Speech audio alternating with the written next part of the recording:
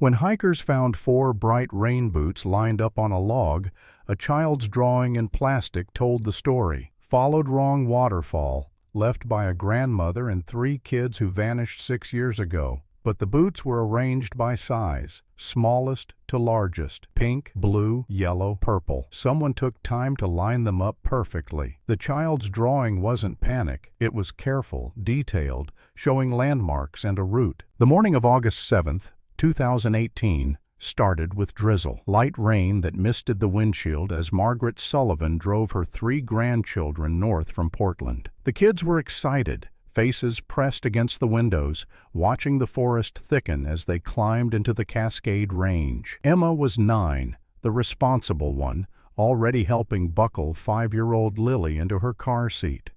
Lucas, 7, couldn't stop talking about waterfalls, about how loud they'd be, about whether they could get close enough to feel the spray. Margaret, Maggie to everyone who knew her, was 67. She'd been taking her grandchildren on nature trips since Emma was old enough to walk. Day hikes mostly, sometimes overnight camping. She wasn't reckless. She researched trails, checked weather, packed proper gear. Her daughter Claire trusted her completely. When Claire's husband deployed overseas and work demanded her full attention, Maggie offered to take the kids for a week. Give Claire time to breathe, give the kids an adventure they'd remember. The plan was simple. Drive to Silver Falls State Park, hike the trail of 10 Falls, a moderate loop that passed multiple waterfalls. It was popular, well-marked, family-friendly, perfect for kids. They'd camp nearby, spend 2 days hiking different sections, then head home. Claire had hugged each child goodbye, made them promise to listen to Grandma, and watch them drive away with the mixture of relief and worry that all parents feel. They arrived at the park around 10. The parking lot was half full, other families unloading day packs and rain jackets. August in Oregon meant unpredictable weather. Sunny one moment, pouring the next. Maggie had prepared for both. The kids wore matching rain boots, bright colors so they'd be visible on the trail. Emma's were purple, Lucas's yellow, Lily's pink. Maggie's were blue, practical and worn from years of use. They started on the canyon trail, the main route that descended into a forested ravine. The trail was paved at first, easy walking. Emma led, reading the trail markers aloud. Lucas ran ahead, then circled back. Lily held Maggie's hand, taking careful steps in her pink boots. The first waterfall appeared after a mile. South Falls, 177 feet of water cascading over a moss-covered cliff. The kids were mesmerized. They walked behind the falls on a carved-out path, felt the mist on their faces, listened to the roar that drowned out everything else. Maggie took photos. The 3 kids standing together, waterfalls behind them, grinning. Emma's hair already curling from the moisture. Lucas making a silly face. Lily holding out her hands to catch spray. Normal, happy, alive. They continued. The trail wound through old-growth forest, passing waterfall after waterfall. Lower South Falls, Lower North Falls, Double Falls, each one different, each one beautiful. The kids counted them, checked them off on the map Maggie carried. By early afternoon, they'd seen 7 of the 10 falls. Maggie suggested they stop for lunch, then decide whether to complete the loop or head back. They found a spot near Middle North Falls, a quieter waterfall tucked into a side canyon. Spread out their lunches on a fallen log. Emma distributed sandwiches Maggie had packed. Lucas complained his was too soggy from the humidity. Lily fed bits of her sandwich to a chipmunk that appeared, bold and hopeful. That's when Emma noticed something. On the map, there was a waterfall marked that they hadn't passed. Twin Falls. According to the map, it branched off the main trail, required a short detour. Emma asked if they could see it. Maggie checked the time. It was 2:30. They had plenty of daylight left. The detour looked like less than a mile. She agreed. They packed up, left the main trail, followed signs pointing toward Twin Falls. The path narrowed immediately. Less maintained, fewer hikers, but still clearly marked. They walked for 15 minutes, heard rushing water ahead. Then the trail forked. No signs at this junction. Just two paths, both heading toward the sound of water. Maggie checked the map. It showed Twin Falls but didn't detail this fork. She made a guess, chose the left path because it seemed more worn, more traveled. They continued. 10 minutes later, they reached a waterfall, but it didn't look like the photos of Twin Falls in the park brochure. This one was smaller, narrower, falling into a deep pool surrounded by slick rocks. Emma checked the brochure, said this didn't match. Maggie agreed. They'd taken the wrong fork. No problem. They'd go back, try the other path. But when they turned around, Maggie realized something. The path they'd just walked looked different going the opposite direction. She couldn't remember certain turns. The forest was dense here, trees blocking the view. She told herself not to panic. They'd just backtrack carefully, watch for the fork. They walked for 20 minutes. Didn't find the fork. Found a junction they didn't remember passing. Maggie stopped, pulled out the map again, tried to orient herself, but the map didn't show enough detail for these unmarked side trails. She was lost. Not badly lost, she told herself. They were still within the park boundaries. The main trail couldn't be more than a mile or two away. They'd just wander a bit until they found familiar landmarks. The kids didn't need to know she was uncertain, but Emma knew. 9-year-olds are perceptive. She asked if Grandma was sure which way to go. Maggie said almost sure, which Emma correctly interpreted as not sure. Lucas started to worry. Lily, too young to understand the implications, kept picking up interesting rocks. Maggie decided they'd follow the stream. Water always flowed downhill, eventually connected to larger water sources. If they followed this stream, it would lead somewhere, maybe to one of the main waterfalls, maybe to a trail. It was sound logic, the kind of wilderness rule that usually worked. They started downstream. The terrain got rougher, no trail now, just picking through undergrowth and over fallen logs. The kids' bright boots helped Maggie keep track of them in the dense forest. Purple, yellow, pink. She counted them constantly, made sure all three were visible. An hour later, they were deep in the forest with no sign of the main trail. The stream they'd followed split into multiple smaller streams. Maggie couldn't tell which to follow. The rain, which had been light all day, started coming down harder. The kids were getting cold and tired. Lily was crying. Emma was trying to be brave, but Maggie could see fear in her eyes. Maggie made a decision. They'd stop moving, find shelter, wait out the rain, reassess in better conditions. She found an overhang, a large boulder that created a partial cave. It was dry underneath, big enough for all four of them. They huddled together. Maggie pulled out the emergency supplies she always packed: Mylar blankets, energy bars, a flashlight. They wrapped in the blankets and waited. The rain didn't stop. As afternoon turned to evening, Maggie accepted they'd be spending the night here.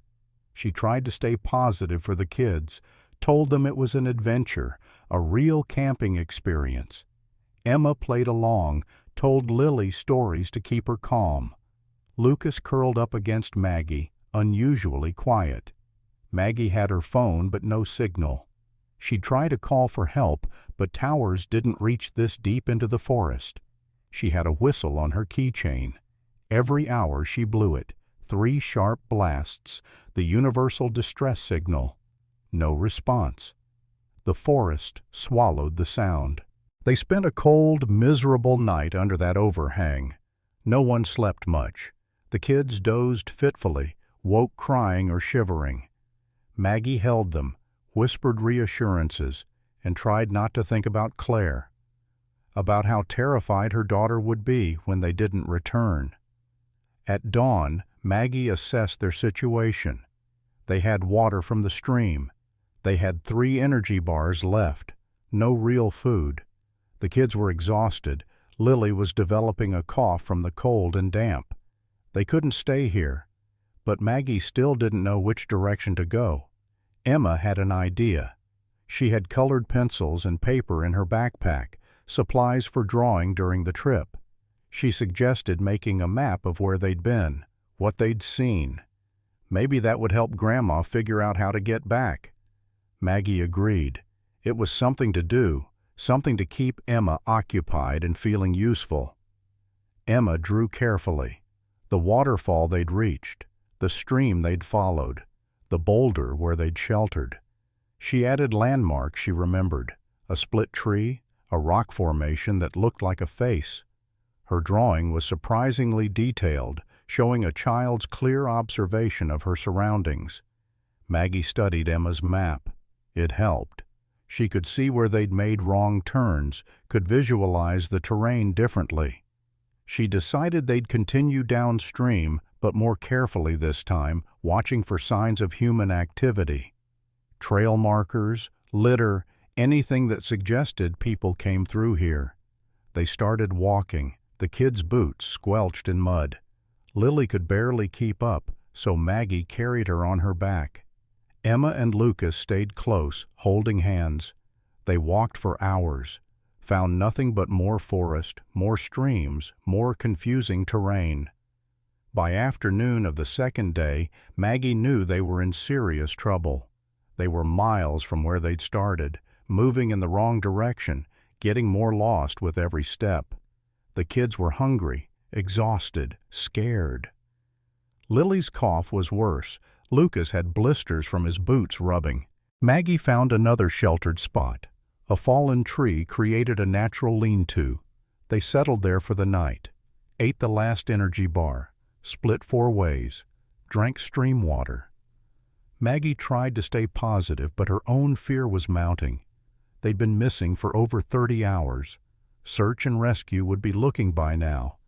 But would they find them this far off the main trails? That night, Emma couldn't sleep. She sat next to Maggie, both wrapped in mylar blankets that crinkled with every movement. Emma asked if they were going to die. Maggie told her no, absolutely not. People were searching. They'd be found. But Emma was old enough to hear the uncertainty in her grandmother's voice. Emma asked if she could write something, a message, in case rescuers found it. Maggie said that was smart thinking. Emma wrote carefully on the back of her drawing, "Followed wrong waterfall." Then she drew an arrow pointing in the direction they'd come from, the direction she thought led back to the main trails. She added the date, their names, and asked Maggie to write her phone number. Maggie watched her granddaughter work and felt pride mixed with horror. Emma was preparing for the possibility they wouldn't survive, was leaving evidence, clues, anything to help explain what happened. She was 9 years old and thinking like an adult because she had to. Emma sealed the drawing in a Ziploc bag Maggie had packed for collecting nature specimens, asked where they should leave it. Maggie didn't want to leave it anywhere, didn't want to accept that they might not make it out together. But she also knew Emma was right. If something happened to them, if they got separated or worse, this message could help. They decided to leave it the next morning when they continued moving, put it somewhere visible so searchers might find it. Day 3 started with sun. The first sun they'd seen since entering the forest. Maggie took it as a good sign. They packed up, started walking again, found a large fallen log in a small clearing. Sunlight filtered through the canopy, illuminating the spot. Maggie had an idea. The kids' boots were soaked, causing blisters and discomfort. They could walk in their regular shoes for a while, let the boots dry. and if they left the boots on the log, arranged clearly, they'd be a signal. Bright colors visible from a distance. Searchers might spot them. Emma understood immediately. She helped line up the boots, smallest to largest, like a family portrait. Pink, blue, yellow, purple. Lily's tiny pink boots first, then Lucas's yellow, then Emma's purple, then Maggie's blue. They looked deliberate, intentional, impossible to mistake for accidental loss. Emma placed her drawing in its plastic bag next to the boots, weighted it down with a rock so wind wouldn't take it. Then they put on their regular shoes and continued walking. What they didn't know was that the clearing with the log was less than 2 miles from a service road, a road used by park maintenance, rarely traveled but there. If they'd gone west from that clearing, they'd have reached the road within an hour. But Maggie chose east, still following the stream, still believing water would lead to safety. They walked all day. By evening, Lily couldn't walk anymore. Maggie carried her constantly now, her own strength fading. Emma helped Lucas when he stumbled. They were surviving on stream water and nothing else. Hunger cramped their stomachs. Exhaustion made every step difficult. That night they found a cave. A real cave, carved into a hillside. It was dry, protected, warmer than sleeping outside. They curled together in the entrance. Maggie told the kids stories, same stories she'd told when they were babies. Emma held Lily, who was feverish now, coughing constantly. Lucas lay silent, too tired to complain. Maggie knew Lily needed medicine, warmth, food, knew they all did. She tried her phone again, still no signal. The battery was at 5%. She turned it off to conserve power for one final emergency. Day 4, Lily couldn't walk at all. Her fever was high, her breathing labored. Maggie made a decision she'd agonize over forever. She'd stay with Lily in the cave. Emma and Lucas would continue looking for help. They were older, stronger. Emma had her drawing's memory, knew which direction they'd come from. They could find the log with the boots, use it as a landmark, maybe find their way back to the main trail. Emma refused, said she wouldn't leave Grandma and Lily. Maggie insisted. This was their best chance. Emma was responsible enough. She'd take care of Lucas. They'd find help and come back. Emma cried but agreed. Maggie gave them the last of the water, made them promise to stay together, to be smart and careful. Emma hugged Lily, who was barely conscious, promised she'd bring help. Then Emma took Lucas's hand and they walked out of the cave. Maggie watched them disappear into the trees, purple boots and yellow boots, the only bright things in the gray-green forest. Then they were gone. She held Lily, tried to keep her warm, sang to her, prayed, waited. Emma and Lucas walked for hours, found the clearing with the log and the boots, exactly where they'd left them. Emma studied her drawing, tried to remember which way led back. She chose a direction, and they continued. By nightfall, they were lost again. Worse than before, because now they were alone. Just 2 kids with no adult, no supplies, no plan. They found shelter under a tree, wrapped around each other for warmth. Lucas cried for Grandma. Emma told him they'd find help tomorrow. She didn't believe it, but said it anyway. Day 5, they kept walking, found a stream, followed it, drank from it. Emma's feet were bleeding from blisters. Lucas was limping, but they pushed forward because what else could they do? That afternoon they heard something, a mechanical sound. Helicopter. Emma screamed, waved her arms. Lucas jumped and shouted. But the helicopter was too far, the canopy too thick. It passed without seeing them. They collapsed. Emma sobbed. Lucas hugged her. They were out of strength, out of hope, out of time. What happened next, no one will ever know for certain. Because Emma and Lucas weren't found. Not alive. Not that year. Not ever. The search and rescue operation had begun on August 8th, when Maggie and the kids didn't return from their hike. Claire reported them missing, gave detailed descriptions, showed the last photos Maggie had texted before losing signal, showed the park they'd planned to visit, the trails they'd intended to hike. Claire's call to park rangers came at 6 in the evening on August 8th. She'd expected her mother to check in by 3 when they were supposed to be leaving the park. By 4, Claire was worried. By 5, she was calling Maggie's phone every 10 minutes, hearing it go straight to voicemail. By 6, she knew something was wrong. The ranger who took her call was calm, professional, asked standard questions. What were they wearing? What supplies did they have? What was their planned route? Claire answered everything, her voice steady despite the panic building in her chest. She mentioned the bright rain boots, thought it might help. Purple, yellow, pink, blue. Hard to miss. The ranger assured her they'd send a team immediately, that most missing hikers were found within hours, usually just off trail or delayed by minor injuries.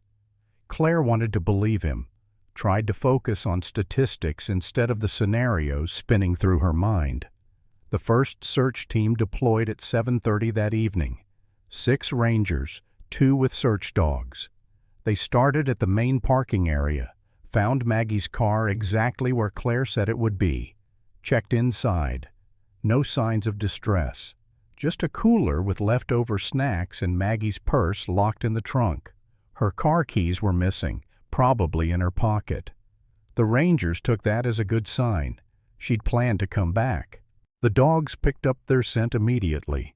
4 distinct trails leading from the parking area to the main trailhead. The handlers followed, watching their dogs work. The scent was strong on the paved canyon trail, easy to track. But a mile in, at the junction near South Falls, the trail split into multiple directions. The dogs circled, confused. Too many other hikers had passed through, contaminating the scent trail. By midnight, the search had expanded. 12 rangers now, plus volunteer search and rescue from neighboring counties. They spread out across the park's main trails, calling names, using thermal imaging to scan the forest. Nothing. No heat signatures that matched a group of 4. No responses to their calls. At dawn on August 9th, the search intensified. The local news had picked up the story. Missing grandmother and 3 children, last seen entering Silver Falls State Park. Claire's face was on television, pleading for information, asking anyone who'd been at the park yesterday to contact authorities. The tips started coming in. A couple remembered seeing an older woman with 3 kids near South Falls around noon. The description matched. Another hiker recalled passing a family on the trail to Middle North Falls around 1. The timeline fit. But after 2 in the afternoon, nothing. No sightings, no encounters. It was as if they'd stepped off the trail and vanished. By day 3, over 100 people were searching. The park was flooded with volunteers, professional rescue teams, even psychics who claimed they could sense where the missing family had gone. The park superintendent had to coordinate the chaos, assign search grids, make sure volunteers didn't become lost themselves. Claire was there every day. She'd driven up from Portland with her husband, set up camp in the parking lot, refused to leave. She walked the trails with search teams, called her mother's name until her voice was raw. She showed Emma's school photo to every searcher, described Lucas's energy, Lily's laugh, made them see her children as real people, not just case numbers. On day 5, a volunteer found something. A granola bar wrapper, the same brand Maggie always bought, caught in brush about 2 miles off the main trail. The area was searched intensively. Cadaver dogs were brought in. They found nothing else. Just the wrapper, which could have been from anyone, could have been there for weeks. But it gave Claire hope. Meant they'd been in that area. Meant the search was expanding in the right direction. The teams pushed deeper into unmapped forest, into areas most hikers never went. They called and searched and hoped. By the end of week 2, the official search was scaled back. The park superintendent explained to Claire that they'd covered every reasonable area multiple times. That survival odds after 2 weeks in wilderness, especially for children, were statistically near zero. That they'd transition to a recovery operation, check areas periodically, but couldn't maintain this level of intensity indefinitely. Claire refused to accept it. She organized her own searches. Friends from Portland drove up on weekends. They walked the forests in groups, called names, left notes at trailheads asking for information. Claire's husband had to physically drag her out of the forest some nights. She'd search until she collapsed from exhaustion, then wake at dawn and start again. The media attention faded after a month. Other stories took over the news cycle. The posters with Maggie's and the children's faces stayed up in the park, but fewer people stopped to look. The case was filed but not forgotten, active but not urgent. Claire hired a private investigator in October, a man who specialized in missing persons, who'd found hikers alive after weeks in wilderness. He searched for a month, interviewed everyone who'd been at the park that day, mapped out possible routes based on Maggie's experience level. He concluded they'd likely gone off trail, possibly following an unmarked path, and had gotten progressively more lost. He suggested checking areas near water sources, places where someone trying to survive might go. His theory led to nothing.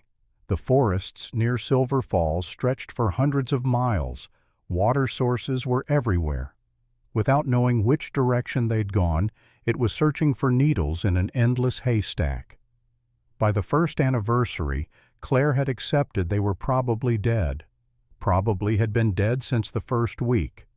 But accepting probable death and proving death are different things. Without bodies, she couldn't have a funeral, couldn't have closure, couldn't officially be a widow to her mother or a mother who'd buried her children. She existed in limbo, legally and emotionally.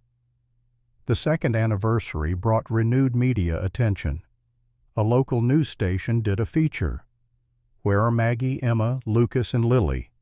They interviewed Claire, showed the last photos, asked viewers to keep watching the forests. A few tips came in. All led nowhere.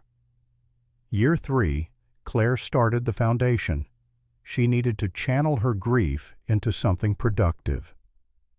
The Margaret Sullivan Foundation for Wilderness Safety provided GPS trackers to families hiking with children, funded search and rescue equipment, educated people about staying on marked trails.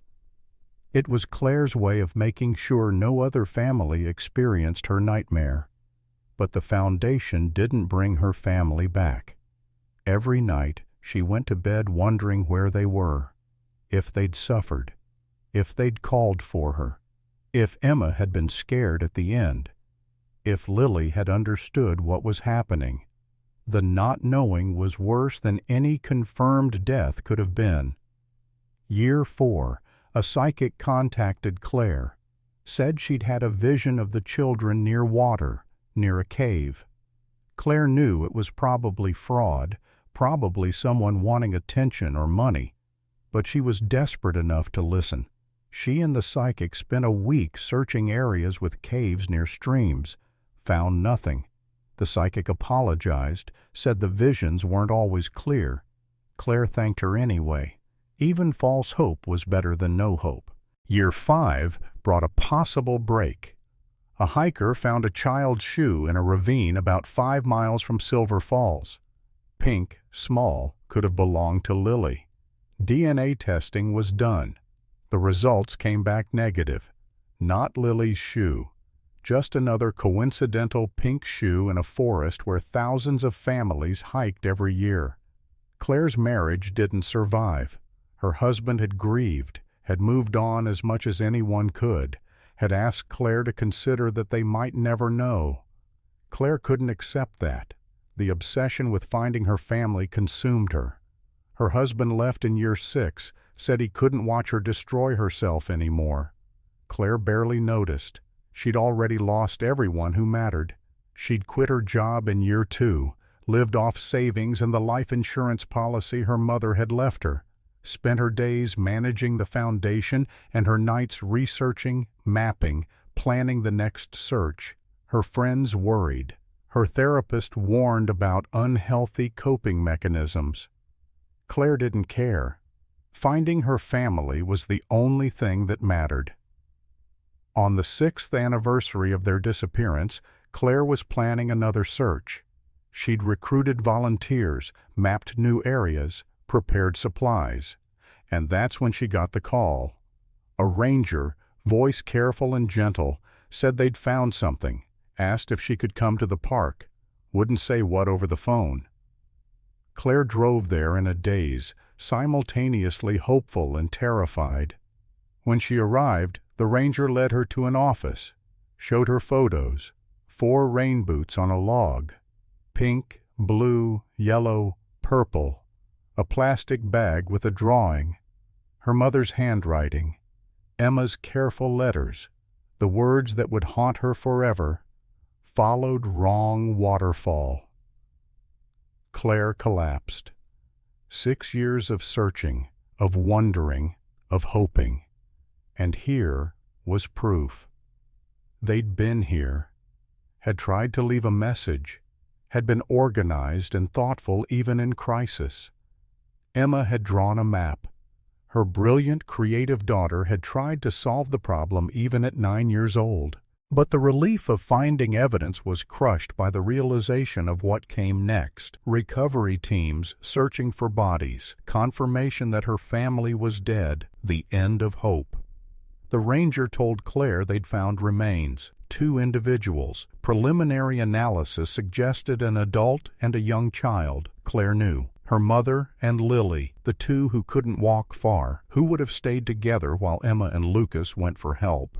She asked about Emma and Lucas. The ranger's face told her the answer before he spoke. They hadn't been found, were still missing, still out there somewhere. Claire asked to see the site. The ranger tried to discourage her, said it was difficult terrain, said the recovery operation was ongoing. Claire insisted. She'd been searching for 6 years. She deserved to see where they'd been found. The hike to the clearing took 2 hours. Claire followed the ranger in silence, her mind trying to process everything. When they reached the log, she stopped, stared at the boots that had been on her children's feet, at the drawing Emma had made, at the message that explained everything and nothing. She sat on the log where her daughter had sat, where Maggie had made the impossible decision to send the older children for help. And Claire understood, for the first time, just how desperate her mother must have been, how brave Emma had been, how much they'd all fought to survive. Investigators descended on the site, photographed everything, the boots, the drawing, the clearing. They searched the surrounding area systematically, found the cave 3 miles southeast. Inside,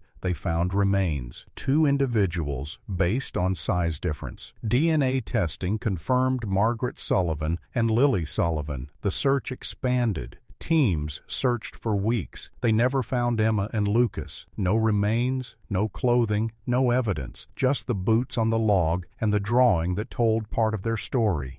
Forensic analysis of the remains suggested Maggie and Lily had died from exposure and dehydration, probably within a week of getting lost. The condition of the remains made it hard to determine exactly when, but the evidence suggested they'd been in that cave for 6 years, which meant Emma and Lucas had left the cave, had tried to find help, had lined up the boots and left the drawing as markers, and then had continued into the forest and disappeared completely. Theories emerged. Maybe they fell into a ravine too deep to search. Maybe they were carried away by a stream during a flash flood. Maybe they found a way out but were too disoriented, ended up miles away where no one thought to search. The forest had swallowed them completely. Claire identified her mother's remains through dental records, identified Lily through DNA. But she couldn't bury Emma and Lucas because she didn't have bodies. She held a memorial service, buried her mother and youngest daughter, and lived with the agony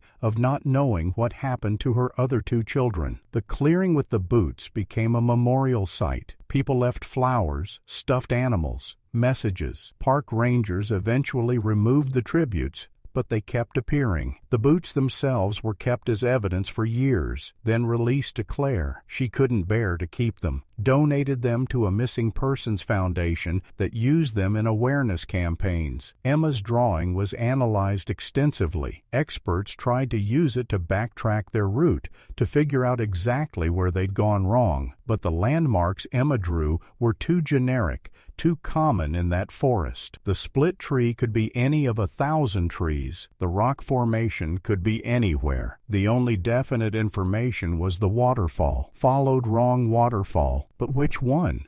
There were dozens of waterfalls in that park and surrounding forest, some mapped, some not. Emma's drawing showed a small waterfall that didn't match any of the known falls. It might have been a seasonal cascade flowing only during wet periods. It might have been a fall that changed in 6 years. Or it might have been Emma's 9-year-old interpretation, not accurate to adult map-making standards. Searchers spent months checking every waterfall within 10 miles, found nothing that definitively matched Emma's drawing. The wrong waterfall remained a mystery. What investigators did conclude was that Maggie had made a series of understandable mistakes, taken a side trail that wasn't well marked, chosen wrong at an unclear junction, followed a stream that led deeper into wilderness instead of back to civilization. All decisions that seemed reasonable in the moment but compounded into disaster. The park added better signage after the case was solved, made sure every junction was clearly marked, installed emergency call boxes on remote trails, required hikers to check in and out, all measures that might have saved Maggie and the kids if they'd existed in 2018. But they didn't, and 4 people died because of it. Claire never fully recovered. She struggled with guilt, wondering if she should have gone on the trip herself, if she should have insisted Maggie stay on main trails only. Her therapist told her that hindsight was cruel, that she'd had no reason to doubt her mother's capability. But guilt doesn't respond to logic. She started a foundation in her children's names. It funded search and rescue operations, provided GPS devices to families hiking with kids, educated people about wilderness safety. The foundation helped locate 3 missing hikers in its first 2 years, 3 families who got their loved ones back because Claire poured her grief into action. On the 6th anniversary of the day they were found, Claire hiked to the clearing. She hadn't been there since the discovery. It was painful, but she needed to see where Emma had made that drawing, where her mother had made the decision to send the older kids for help. The log was still there, weathered, slowly rotting, but recognizable. Claire sat on it, imagined Emma carefully arranging the boots, imagined her mother's pride in Emma's resourcefulness mixed with terror at what it meant. Claire left flowers, 4 bundles, purple for Emma, yellow for Lucas, pink for Lily, blue for her mother. Then she walked back to the trailhead and drove home. The case file remains open for Emma and Lucas. Technically, they're still missing, not deceased. Every few years, someone reports a possible sighting. A young woman who looks like Emma might look at 15. A teenage boy with Lucas's features. None of them are ever her children, but Claire investigates every tip anyway, because the alternative is accepting she'll never know what happened to them. The forest keeps their secret, and maybe that's all it will ever do, because sometimes people walk into the wilderness and simply disappear. No dramatic ending, no clear conclusion, just gone, absorbed into the trees and the soil and the endless green. Maggie and Lily are buried together in Portland, a granite headstone with 4 names, 3 with dates of death, 2 with only birth dates, because death dates are unknown. Claire visits monthly, talks to them, tells them about her life, about how the foundation is doing, about how she hasn't given up looking for Emma and Lucas. The drawing is in an evidence box, sealed, preserved, available if ever needed for future investigation. But it's also been scanned, digitized, shared with search and rescue training programs. It's an example of a child's clear thinking in crisis, of resourcefulness and courage, of leaving clues for people who might come after. Emma never knew that her drawing would help find her grandmother and sister, never knew it would become part of wilderness safety training, never knew it would give her mother a piece of closure even while leaving so many questions unanswered. But she'd drawn it carefully, made sure it was detailed, put it in plastic to protect it, lined up the boots to catch attention. Emma was 9 years old, and she understood that if she didn't survive, someone needed to know what happened. She made sure they knew, and that's more than most people who vanish in the wilderness leave behind. The wrong waterfall is still out there somewhere, small, unnamed, flowing through a forest that has no memory of a grandmother and 3 children who followed it by mistake. The forest doesn't judge, doesn't mourn, just grows and changes and keeps its secrets. And 4 bright rain boots, pink and blue and yellow and purple, tell the only story that matters. They were here. They tried. They left evidence. And now, at least partially, they're home.